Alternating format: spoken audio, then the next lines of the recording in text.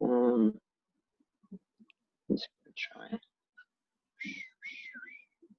Yeah, I'm going to try this. So,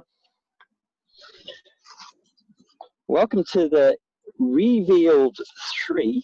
I'm on Stradbroke Island. It's a pretty special place. If you don't know it, it's one of the gems of Australia, I say. If any international visitor comes and visits me, I say you have to come here. It's raw beauty, raw sacredness. It's raw Aussie. It's a pretty special place. Such a special place. Yeah. Have you been there, Sal?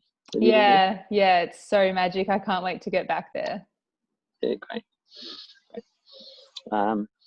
So those that are just jumping on, we're mucking around with a little bit of internet story. I haven't got my computer on. We're doing it on a phone, so we're just having a chat.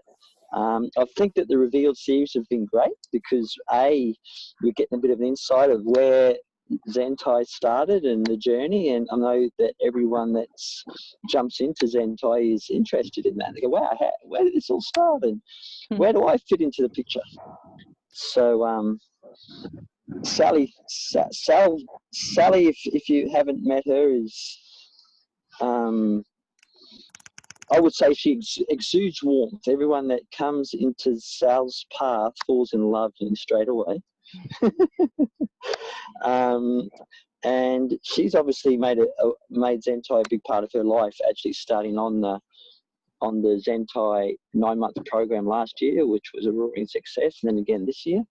And prior to that, living with me on the sunny coast for a couple of years with Utah and herself, and also my colleague, and with me,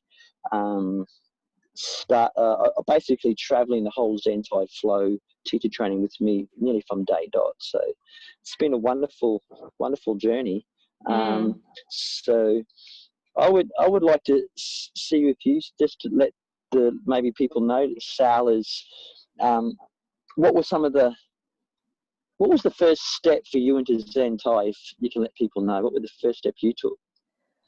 The first steps to the practice, well, I was involved with a friend's yoga studio down in Victoria in Armidale, and Gwyn came down to teach a workshop there, and I was just really touched by the teachings, to be honest. And then it was always there in the back of my mind for about 5 years. Oh, I've got to get up to that mountain that Gwyn and Luke were talking about and go a bit deeper with those teachings. It wasn't even necessarily the body work, to be honest. I was really happy as a yoga teacher and a dancer, and getting all up and close with people like that was a bit weird for me. But there was something that really, really touched me that was definitely calling me back. And yeah, I eventually made it to a level 1 after 5 years of it just being there in my mind, and knew straight away after the level 1, I've got to do the whole course now. Okay. Yeah.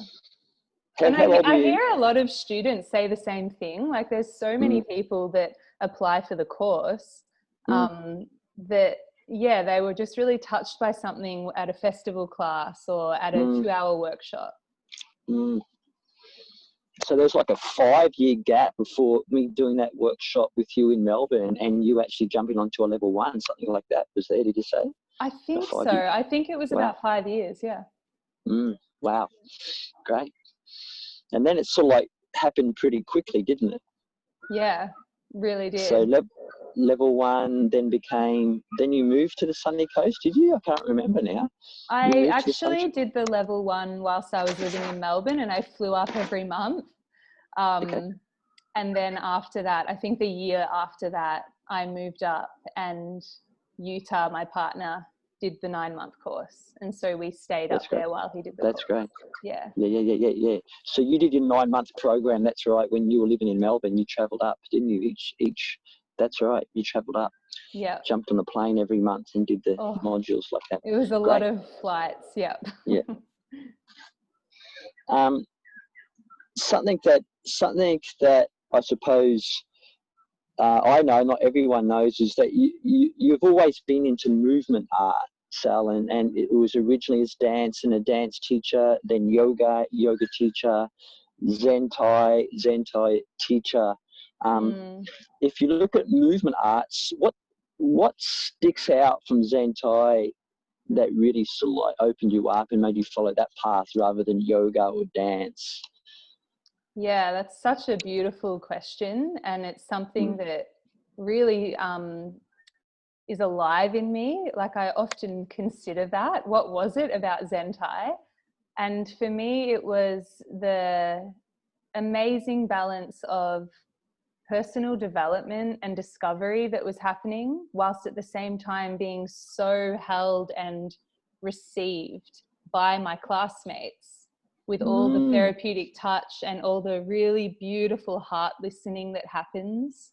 So there's all this kind of like awakening and becoming aware of parts of ourselves and then processing around that, whilst at the same time being in this unified relating state that's really pure and non-judgmental, so deeply intimate and so held and so safe.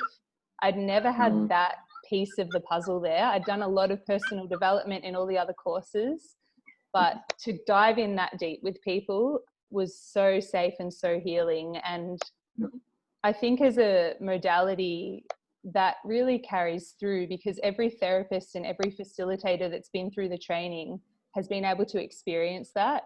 And then that's something that's transmitted into the way they facilitate now, or the way they touch bodies. Yeah. Yeah. Yeah, it's interesting, isn't it, how this, you know, the assistant yoga classes become such a big story, and it's like all these issues around touch. And when you get touched, or when you get really, if you like, seen from a therapist that's not into that physicality, but is actually seen through the lens of us, it's something really breaks open, doesn't it? It's hard to explain. Yeah, it's really about like that unified state of being rather than separate. Like, that's the way I think of it simply. Both are true. We are separate. We have boundaries. We have skin. We're separate beings. But there's also something that's really unified about our existence, and being able to acknowledge that and tap into that unified state just transforms everything. Correct. I want to touch base with this idea of relationships, because that's what we're diving into. As you said before, we're diving into intimate relationships. And like you said earlier, sometimes it can be a little bit challenging at first, because, wow, this is an intimacy that I'm not used to. And then relationships that we have with a truck driver or a tradie is different with the relationship that you have with the young, 18-year-old yogi. And there's a different relationship with maybe the 60-year-old grandma. And then there's another relationship that you have with this maybe 40-year-old, maybe male that's exploring a different phase of his life. So what I've noticed with you is that it doesn't really matter the person that you're actually dealing with, whether it is the tradie, the grandmother, the young girl, the guy in a little bit of a middle life crisis, that everyone is really sort of like seen the same, and they all have this, if you like, deep respect for you. Even people that are sometimes older than your mother just say, wow, how do you these are people that were probably doing the planet 30 years before you were born, and they all, wow, they have this deep respect. Do you think about that, or is there any little cues to that? Because that's a real gift that you have. Wow, thank you for saying that. I'm just taking a moment to let that settle in. I actually don't really think about it much, to be honest, but it is something that, now that you've mentioned it, is really interesting. It's something that I recognize in you, Gwyn, as well. And yeah, I guess it's knowing myself enough and being clear in my intention enough to have an evenness with whoever or whatever is in front of me. And also knowing what I want to see in that person or situation clearly. And knowing what I want to see in that other person or situation really comes from the strength of knowing myself, I think.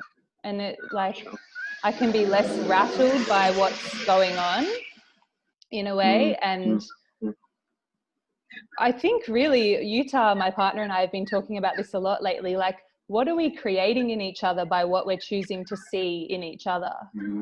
And yeah, I've literally witnessed people rise up into different parts of themselves, more empowered parts of themselves, just through what I'm choosing to see in them.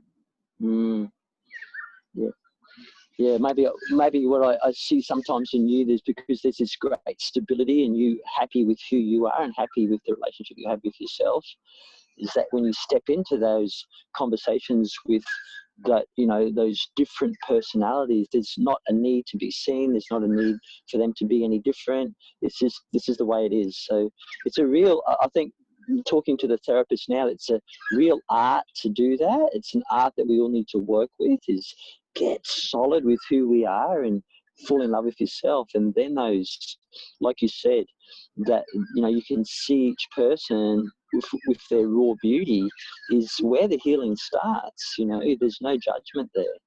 It's a practice. It's a subtle and powerful practice. Yeah. And also, just on that note, like, to get solid in loving ourselves doesn't mean that I think I'm some amazing, perfect person that I love. It's actually being okay with what is actually happening right now, all the messiness of it, all the humanness of it, and learning to expand our capacity to be with that. And that is a daily practice. Like, that requires showing up and really being there through the fun and joyful times and the other end of that spectrum, for sure. Yeah, like many of the other people that come to the Zenthai program, Sal, they're actually yoga teachers, you know, and they find a real place of Zenthai. They find a real, like, dance between both. And I would say there's a big percentage of the group that come through the therapist program, and probably the ones that are listening now that have come from yoga teacher programs. So I want to just talk about modern day yoga. It's like modern day yoga gets a lot of, like, back slaps in your like, that it's not yoga anymore, it's acrobatics. And if I look from the sideline, I actually say there's definitely a little bit of, you know, sadness I see with some of the modern day yoga, but I also see there's a lot of pluses there in the modern day yoga practice as well. What would you say would be maybe one or two, if you like, things that you like about the modern day yoga practice, and maybe one or two things that that aren't so favorable from your lens? Totally. If you see the way the yoga in studios these days. Yeah. Oh, it's such a big conversation, hey. But yeah, one of the obvious minuses that really kind of gets my heart that I see is that it's a real business running a studio. I totally get that. And there's people that do it so amazingly with such professionalism behind the scenes. And for me, that the minus that comes with that sometimes is this survival driven quality that comes in, and how that then can ripple out into the practice, because there's so much intention in yoga, and it really is circulating a lot of energy and connecting us in such a subtle way into our bodies and all parts of our being. And I think that I really am passionate about really sharing a really pure intention and integrity through that, and not continuing to strengthen that survival driven quality that's comparative and striving. And, you know, yeah, that's something I think is really important to be careful about. Yeah, The positives, there's so many. I mean, it's so accessible. The modern day yoga is accessible, and it's such a timeless practice. It can be adapted to suit our modern bodies and our minds, and it's so beautiful to see that. And it's a time now more than ever that we really can benefit from it on such a big scale. Yeah, it's great. Like yoga is really a psychology, really. Yeah, Yeah, it is. Yeah, sometimes if people ask me what I do, I say, oh, I do psychology. It's so true. I look all the crazy stuff inside of me and other people, and we laugh at it. That's it. Definitely. And we get quiet with that, because acceptance is such a big one, isn't it? Acceptance, yeah. Yeah, because like we're guided through. That's great. Yeah. That acceptance and laughter is so key, because when we're waking up to these parts of ourselves and starting to realize deep patternings inside of us, it's really important to laugh at it and to accept it. Yeah. Yeah, I like to say that, we're actually, yoga is a practice of really listening, it's really, really listening to deeper rhythms and within ourselves, within spirit, within messages, the connection we have to each other. And in that sense, in that listening sense, it's no different than Zentai. We're just listening to what energy is doing, what needs to happen. So it's a good thing for us all to keep going back to, is this listening paradigm. It's so much based in that. I just want to go back to what you said before with that which I think would be good for the people that are listening to tap into, is that you said the survival stuff that comes up sometimes with yoga, modern day yoga, and that's a real thing, because I suppose mixed in that is the business model, and we can see there's lots of stuff out now. What I really love is that they're marrying spirituality and business, and how can we do something from the heart? How can we do something that's really intuitive? Can we do something that really just lights us up and do something that serves all these spiritual endeavors at the same time, have abundance around us materially, financially. We can go on holidays, and so, we don't have to be jumping, in our car and rushing down and doing the second job that pays the bills. That we can have our Zentai, our yoga, our spirituality and our business, looking after each other. And obviously that's worked for you, and in a relative short time, from, therapist to level 1 teacher, now my colleague in Zentai in Bali, and then running the 9-month program. And I think that's just going to get bigger and bigger. There's going to be, I think it's going to be a great trajectory that you're on. Was there anything that you thought, or any suggestions for the people listening, that you think that worked for you with that, or was it just that it just happened? Not, Well, I think saying yes is a really big thing that helped me. Yeah, showing up and saying yes. And the whole journey has definitely always been pushing me into growth the whole time. Even till this day, like second year in running the course, I thought, oh, this year's going to be super cruisy now. And then coronavirus happened. So, which is amazing. I love the growth. So yeah, rising up into it. These are all things for my personal journey that have helped, and the relationships, putting work into the relationships, showing up to the relationships. Yeah. And that's really big. Like, whether you're going to create a huge business enterprise out of this or not, maybe it's more just seeing a few clients here and there. The relationships is what is the groundwork, I really believe. Yeah. So that was your focus, to relationships, and in that sometimes, like, obviously, you're great on many things. Were things that you said no to at the same time? Like you said yes, were the things you said, well, that doesn't make my heart sing, no to that? Was there anything in particular? Yeah, I mean, for sure. I feel that the more I kept moving in one direction that felt really true and aligned, the more those other things would simply fall away as well. I'm really lucky in that way, I guess. It's been quite smooth, but I definitely acknowledge where some people take a huge leap onto a new trajectory, and that involves having those clear boundaries. Yeah, saying yes to one thing really means sometimes we have to say no to other things. That's right. Yeah. That's great. Yeah, it's like, I don't know, everyone, I can see some of your faces here, but you're probably all nodding. It's just like you get moments, and it's not really like it's a mental yes, you know, it's just like, yeah, it's a whole body yes. It's like the heart sings, and you go, yeah, this isn't what I think I'm might be doing. This is actually what I'm meant to be doing. I'm saying yes to this, and something opens up from that, and being available for that, it's a big one.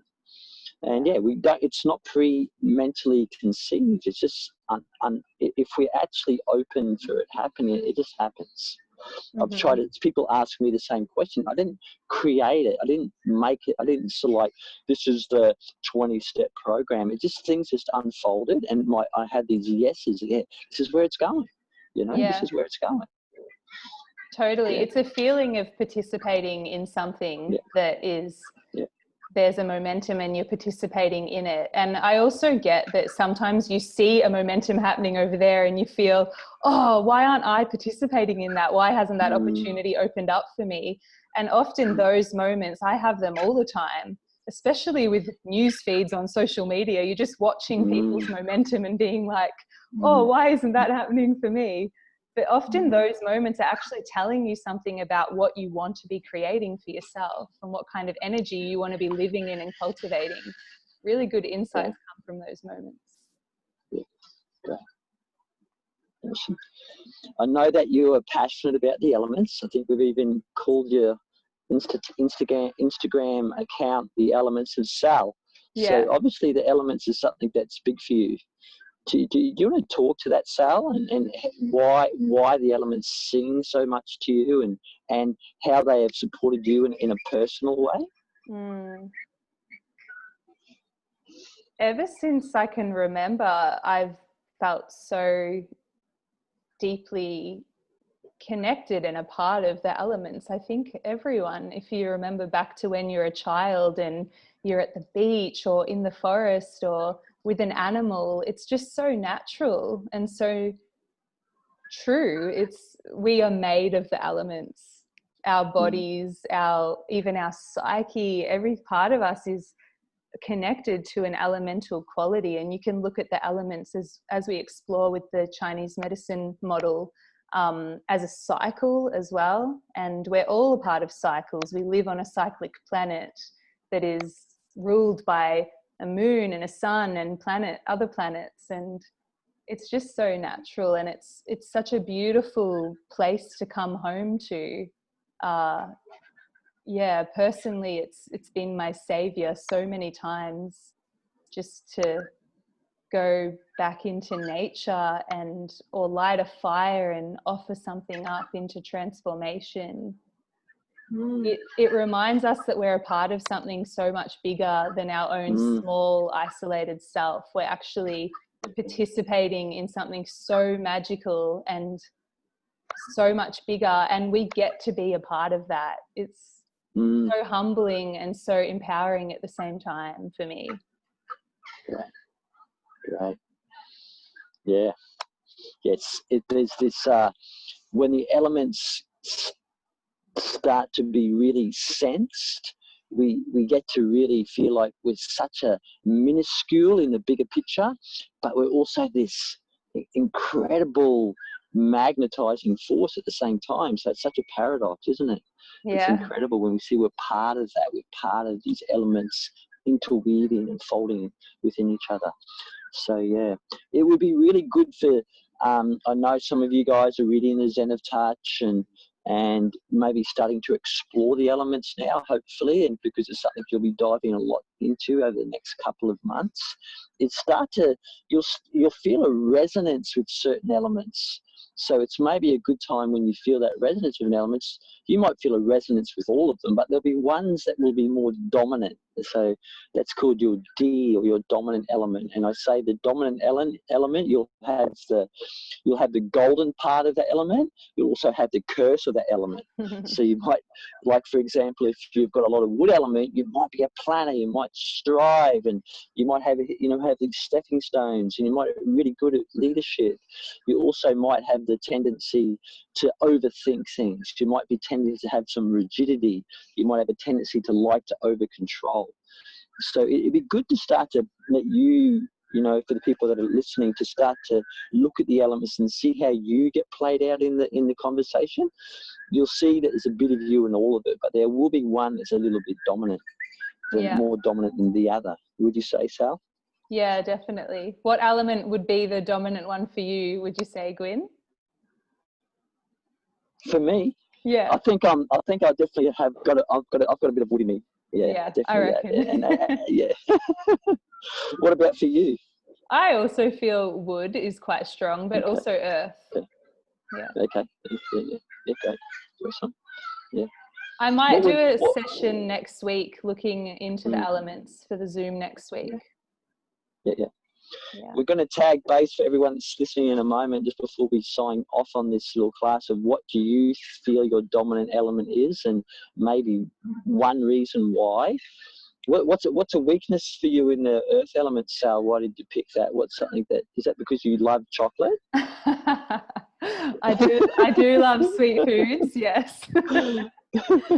Yeah, that's definitely one. And also just my monthly cycle, I notice how I can have fluid retention, and my body shape, I'm a bit heavier down the bottom, which is connecting all to the earth element. Yeah.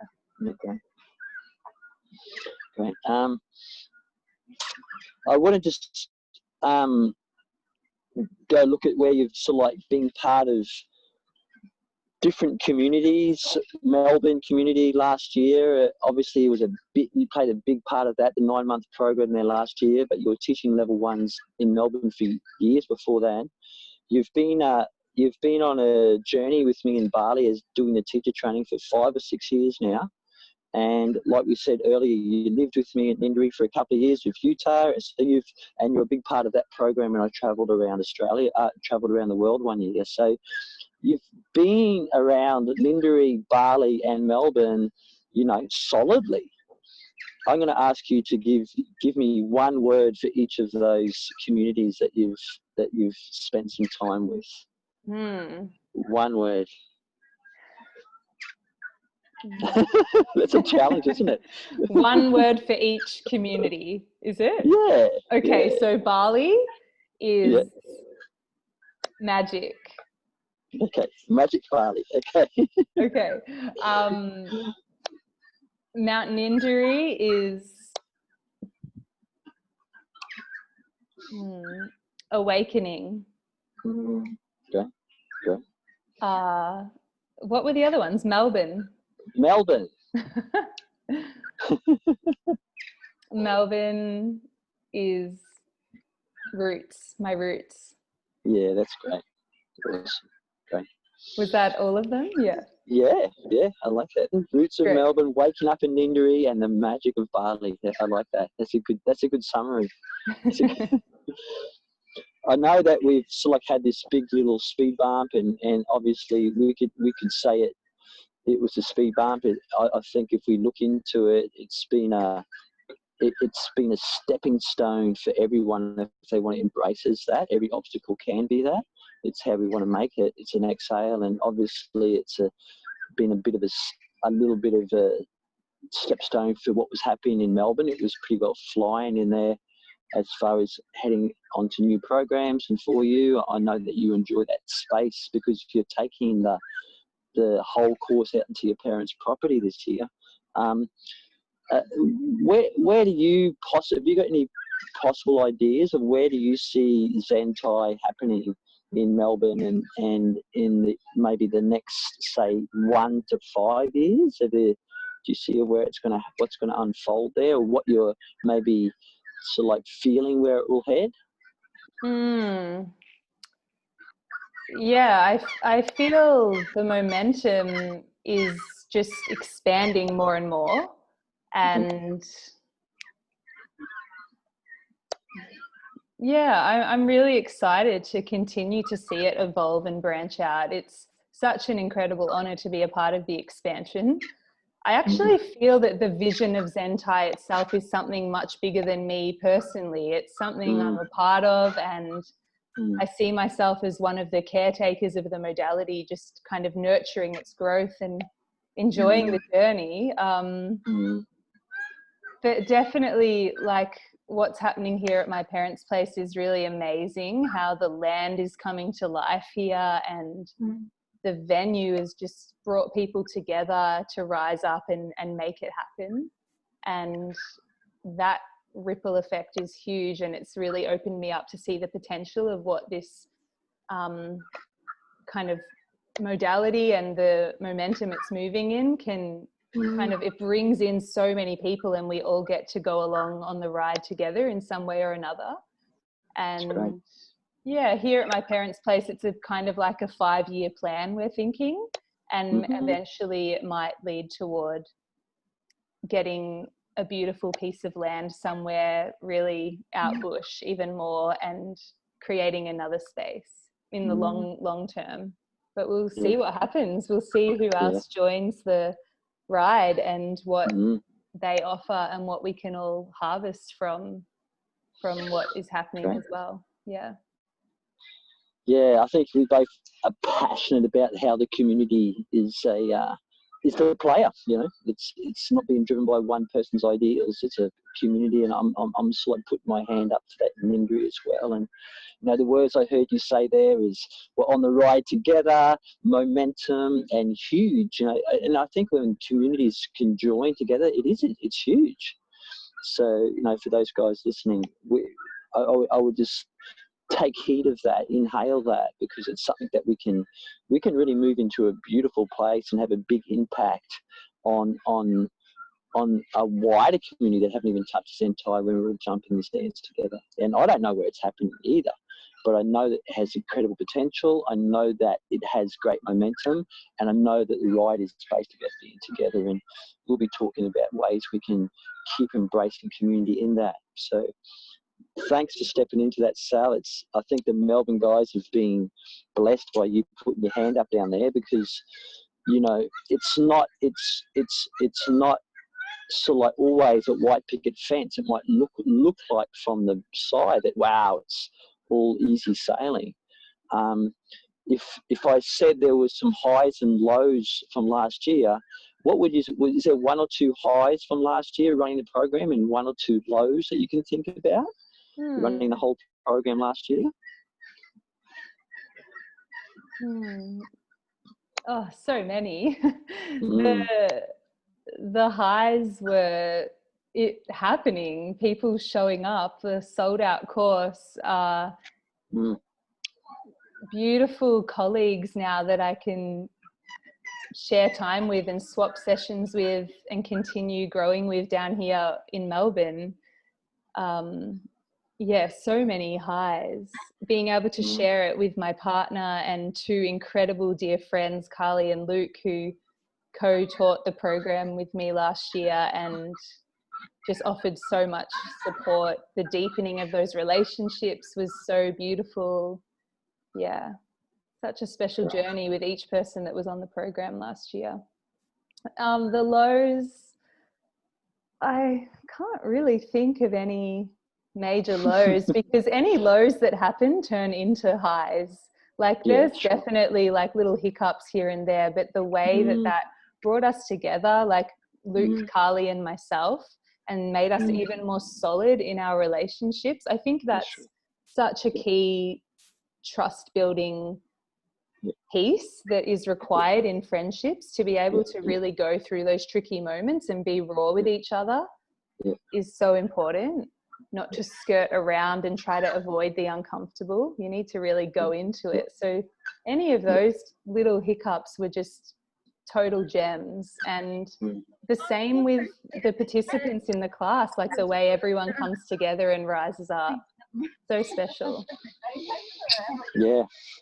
I had someone interview me last week. He said, you know, how do you deal with people that are sick? I said, people don't really get imbalanced. Then they get balanced to bring them back to balance. And I love what you just shared there. Those challenges are nectar so there were some challenging things in relationship, but they're actually nectar to build the relationship. You actually end up with a deeper relationship, even though it might have been a little bit of work to get there. So it's always great to really look at clients, or we look at things that have in front of us that, if you look from the surface, that aren't doing well.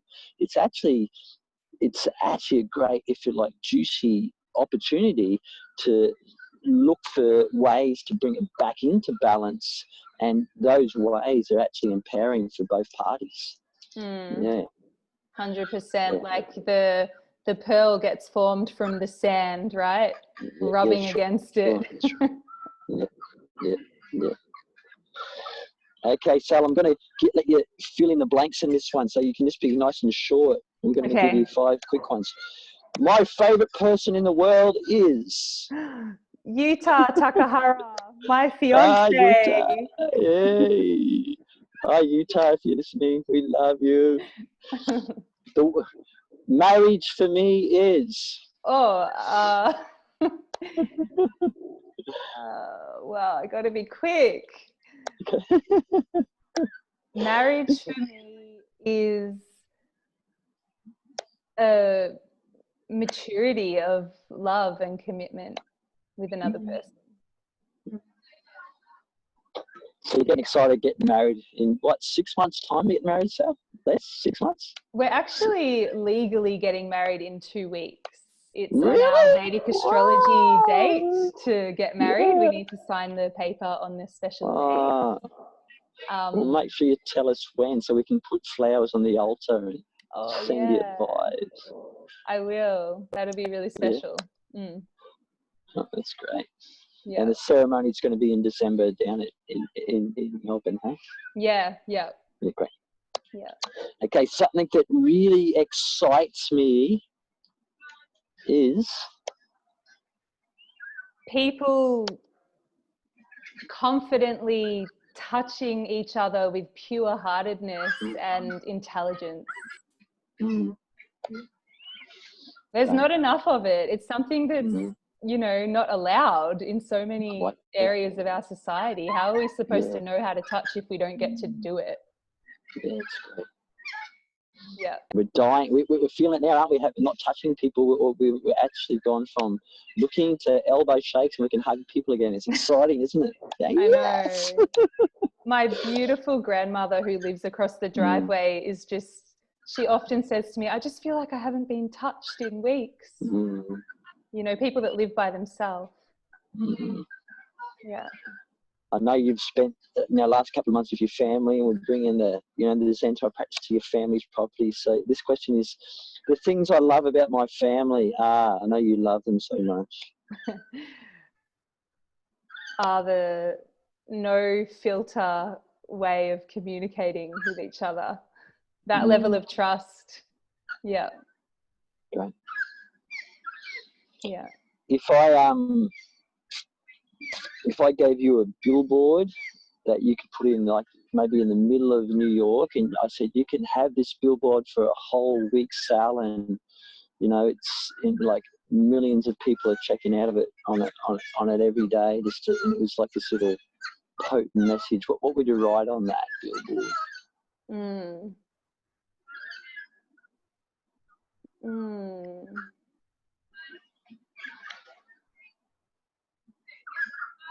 What would I write on that?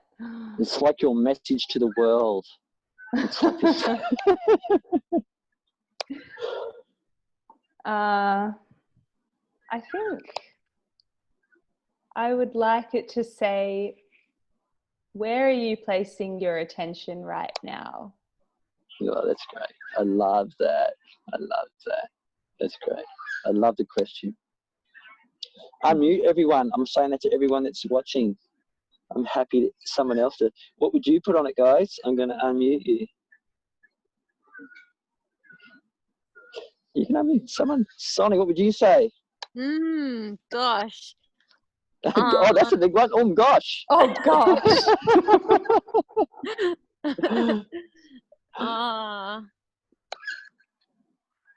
Oh, it's a big question. Like, what? Yeah, what would we say?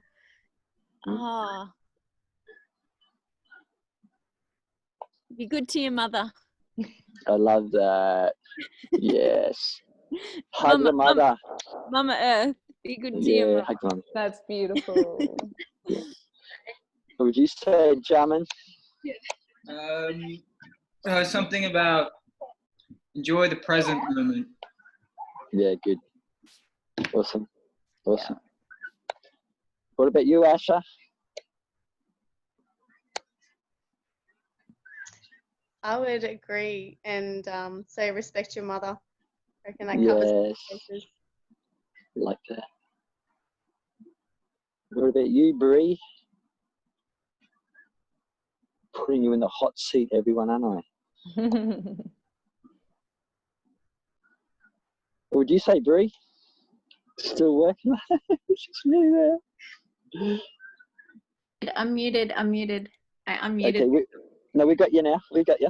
I listened to something really amazing on a podcast just before, actually. So I don't know how to put it into like small enough words to put on a billboard, but it was about instead of trying to map out your life in every detail, and instead of having a particular destination or outcome, try to simply use a compass and choose a direction. So just what was it? A compass? So don't worry about the destination, like where you're going to get to. You know, just focus on the direction. Sure. I like that. So I'll think of something to kind of like in shorter words. Yeah, I like that. I like that. Yeah, that's great. What about you, Steph? We got you and yay. Yeah, hi. Hi, Steph. I'm not sure if it's something that, you know, is the only thing that I would want to say, but something that means something for me at the moment is if the night wakes you up, get up and see what it has to offer. That's great. Yeah. I love that. Yeah, I experienced that last night, and it was funny because I woke up in the middle of a dream which wasn't a nightmare yet, but it was like my subconscious woke me up to stop it from going there. It's like, no, you don't need to think about that. And there are a lot of lessons in the dream as well, and it was a very important moment at 3:30 in the morning. Great. Is Claire with you there, Steph? Is Claire with you? Yeah. What would you say, Claire? I think I would say, how do you feel right now? Like just a reminder to come back to ask yourself the question on how you feel, because sometimes we get in life and we just forget to pause and then think about that question, like how do I feel right now? But yeah, it makes you take a big breath, doesn't it? Great. Yes. What about we got you, Cree? What would you say?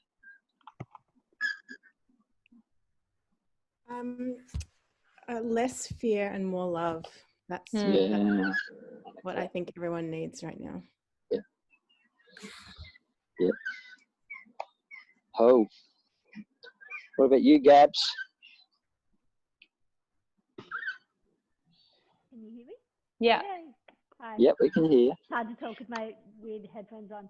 I think I would probably ask, what would it be like to be more gentle? What would it be like to suffuse the moment with a little bit more gentleness? I think that we're resting when we're not doing, but there's all of this like efforting going on all the time. And yeah, I think we could apply more gentleness to everything that we do. Yeah. Sure. Great reminders. Awesome. Thanks, Gabs. What about you,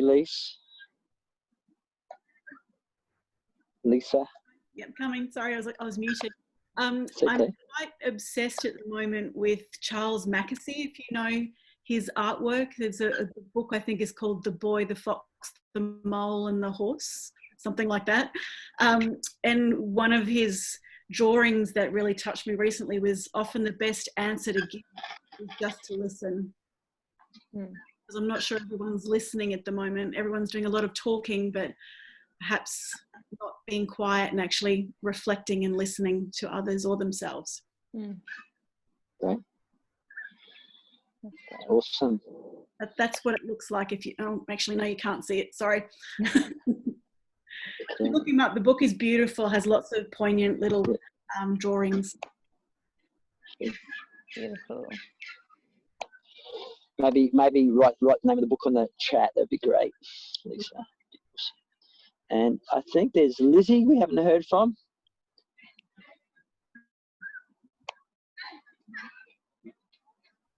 What would be your little placard you'd put in the main street of New York, Lizzie? You can yeah. That's better. I'm here with Donna. Do you know what you want to say? Okay, go for it. Always listen to your heart. Yeah, okay. Awesome. Thanks, Prana. Decisions, or just always include your heart. Mm-hmm. Live from your heart. I like that. I don't know. Many things are coming in, like many ideas, but I think it would be something like, what is the glue that holds everything together? Yeah, I like that. Beautiful. Okay, and Rachel.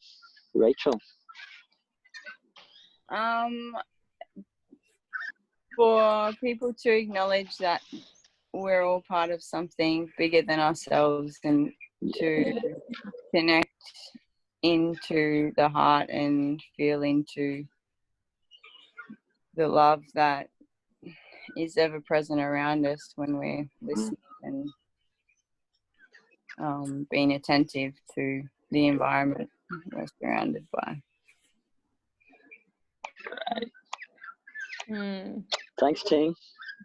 Thanks, Love team. That's that. great reminders. We can go put all those into action. Yeah, so good. So good to hear that. I know one that stood out for us, Sal, when we were in Bali. See, a couple of you guys were with me there. It was that we don't get what we want, we get who we are.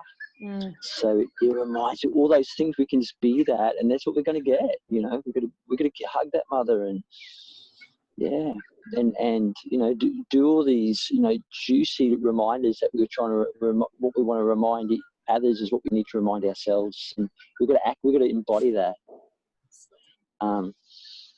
I just want to give you a quick look where I am, because I'm, like I say, I'm one of the most magical places in the world. There's some kangaroos behind me hanging out. Listen to the combo.